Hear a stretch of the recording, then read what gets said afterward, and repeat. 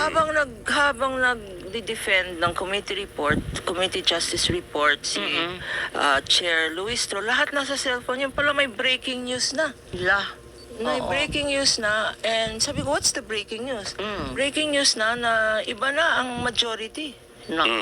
Same time kasi 3 p.m. din yung session so nagkasabay talaga, partner. Nagkasabay o sinabay talaga? Parang sinabay. Sinabay talaga. Mali naman ang timing, no? Parang sinabay talaga. With the changes sa leadership, Atty. Kapunan, doon sa naipasa at sa itatransmit na articles of impeachment, may pangamba ba, may dapat bang ipangamba yung Kamara, yung prosecution team pagdating doon sa issue ng impeachment sa Vice President? Kasi ang susunod sa impeachment rules ng House, dapat ang susunod pagka-approve by at least 1/3, no? Ngayon 3/4 ata, no? By at least 1/3, itra-transmit na yan sa Senate, no? Okay. Nung 19th Congress, the same day. Pagkatapos, hinabol yung transmittal, no? Bago mag-end ang sessions, no? Ngayon, ang nagtitinginan, itra-transmit ba? Because ang balita, lockdown. Nag-lockdown ng Senate, so hindi makapunta. The other thing is, pag dinala mo yung mga dokumento doon, at nakita niyo naman, nung impeachment hearings, napakadami. Siguro isang truckload. Marios. Ng dokumento, no? Yung custody ng documents, originals yun. May mga originals doon, no? Okay. Including the mahiwagang BIR box. And yung mga SALNs, napakahirap. Naandun din. Kasi part yan ng articles of impeachment, no? 4 yung articles pinag-usapan natin, no?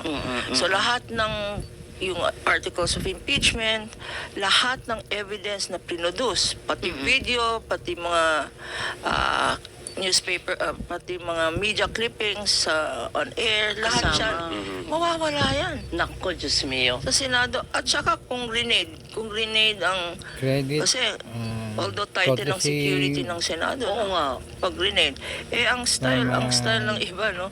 Kagaya ng COMELEC, nung height ng elections, nasusunog ang COMELEC. Ay, grabe. Quezon City Hall, nasunog ang City Hall, nawala ang ebidensya, no? Yung mga ganyan, baka may mangyari pa you cannot stop them from throwing a bomb, no? Oo, meron pa nga isang insidente, inulan yung kisame, nabasa lahat ng dokumento. COMELEC yun eh. COMELEC din Sa yun COMELEC rin yan, Oo. Pero yung ganyan, marami na po nag-react, attorney. Sabi nila, tapos na boxing. Bakit pa ninyo iaakyat doon sa Senado? Kanila na nga yung Senado. Kahit magbotohan kayo dyan ng ilang beses, ilan lang yung bobot ng minority? Yung possible na pumabor doon sa articles of impeachment. Oo. Ang sinasabi sa nangyari ngayon, nakita 13 na agad, mukhang mahihirapan makalusot, attorney. Do you want to know what's my comfort drink lately? Tastes honey, citron, and ginger tea. Just cook, mix with water, and Sa nangyari ngayon, nakita 13 na agad, mukhang mahihirapan makalusot, attorney. Yung 13 na yan, mahihirapan din. Mahihirapan din bumote for acquittal. Because sila ang madjudge ng tao, napakalakas ng ebidensya, no? So yung 30 na yan, baka may lumipat pa. Kasi merong mga hindi hardcore dyan, kagaya ng mga Villar siblings, no? Hindi naman hardcore yun. Pwedeng may mag-swing yun, ano? Yung mga nag-abstain, no? Si Mig Subiri, tsaka si Senator Ejercito, pwede pa yan mag-vote, no? So, ako, I'm not losing hope because I saw the evidence. I saw the will of the people. Kasi nung nag-attend talaga ako sa gallery ng House kahapon. After the actual voting, ang daming mga madre, pare, before the actual session, nagmisa pa. Nagmisa pa nagmisa pa. Nakita natin yung civil society, peach sila kasi impeach, peach yung color nila, napakaraming sea of peach. Tapos pagkatapos ng hearing, miski na may Senado na nangyari, Parang parang Si De La Rosa feeling pala. nila Hindi na lumabas sa blessing, it's Senado. God's will na nangyari and all baka that. So, paglabas siya, alam mo, dapat yun ang, tinagyan. kung frustrated tayo, Hindi na ang siya gusto kong titira. sabihin, huwag tayong ma-frustrate sa tao. Kakain, magtulog, Because we are magpapalit. still hopeful, no?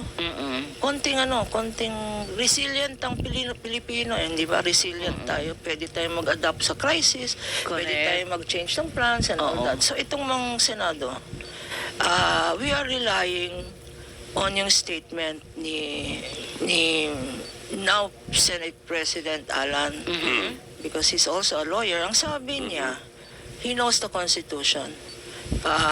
And again, citing God, the truth will set us free, no? So, yun. So, sabi niya, matutuloy daw ang impeachment. Ang problema, kailan? Yun lang. Oo. Kailan? Pero bakit mo Bibili sasabihin, nila ma'am, na plastic, ganun kailan? ginagawa nila eh. Kasi di ba Dinidismiss na eh. forthwith, First of all, Senate lockdown, no? Magulo ang situation. lockdown nga ba, partner? Kahapon nag-lockdown sila dahil pinahabol yung mga NBI agents na humabol kay Senator De La Rosa. Pero after that, past 9:30 around 9:30 na yun eh.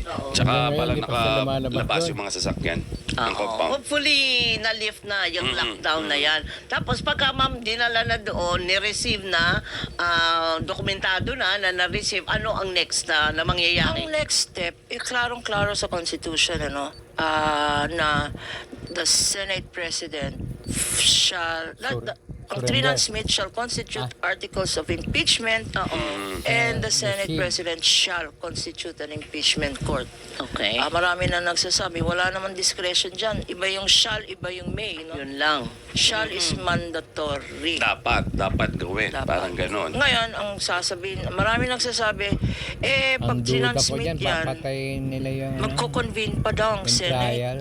At since At they have baka to ibalik na decide naman sa whether to House yan. proceed or not. Sasabihin na naman nila security Sila, issues, paano sasabihin nila mababalik sa urgent House. issues, sasabihin Yes, nila, oo. etc. No? Marami Pero na tatanungin para madelay lang. pero tama na. Parang Nakakasawa na parang talaga. Pag twice nandiyan si pregnant, Cayetano, ang twice gulo. aborted ang nangyari dyan sa Kaya, impeachment. kaya No? yan, Opo. nakaraan, Wait, si can I just Cayetano, explain? Ay, go. Yes, ma'am. naging ganun yan. Kasi nakinig ako sa reason nila, no, kung Ang bakit dahilan kung ayaw bakit nila nabalik yung sa House yung ayaw nila i-consider yung warrant of arrest. First of all, yung factual issue na talagang may warrant of arrest, no, From ICC. from ICC, at pinakita ni Senator Trillanes, no, because nung start ng Senate plenary session, nagdidebate pa sila No. kung meron bang warrant of arrest or not. Meron ba? Wala. Yung ganon. Okay, but when it became evident na may warrant of arrest, ang problema ng mga arresting crew people, dapat nag-coordinate with the Senate. Because ang sinasabi ni Trillanes, it can happen naman na orderly. And he cited his own case. No? He was arrested during a session.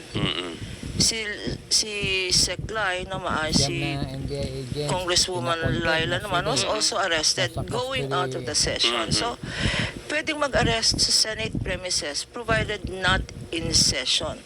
Ngayon, kung nag-coordinate, di pwedeng nakita naman natin sa TV, no, panayang suspend, session is suspended. Sana, if that were coordinated, pwedeng isuspend and arrest. Ano ang difference nung kaso ng Trillanes tsaka ni De Lima?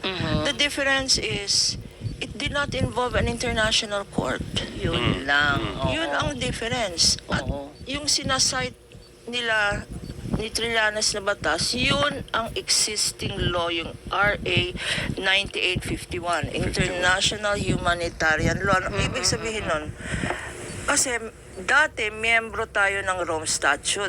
Kanya itong si Marcoleta sinasabi, under the Rome Statute and all that, teka, remind ko kay Marcoleta, yung presidente mo, no? Noong 2018, nag-withdraw sa Rome Statute. At this became effective 2019. Okay. That's why ang coverage ng ICC is 2011 to 2019 lang.